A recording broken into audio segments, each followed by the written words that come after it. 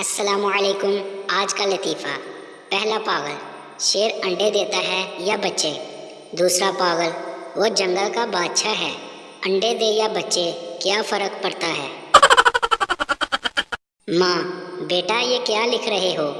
बेटा, सलीम को खत लिख रहा हूँ। माँ, मगर तुमको तो लिखना नहीं आता। बेटा, तो क्या हुआ, सलीम को भी पढ़ना नहीं आता।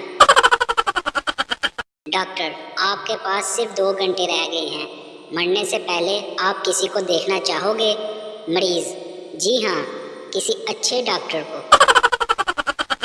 ना करूं अफसोस अपनी किस्मत पे तो और क्या करूं। ना करूं अफसोस अपनी किस्मत पे तो और क्या करूं। दोस्त जिसे जिंदगी से बढ़कर चाहा, उसी ने आज बर्फ ना दी, कच्ची लस्सी बनानी थी यार। अगर आपको वीडियो अच्छी लगी हो तो चैनल को सब्सक्राइब कर लें ताकि हमारी आने वाली हर नई वीडियो आप तक पहुंच सके।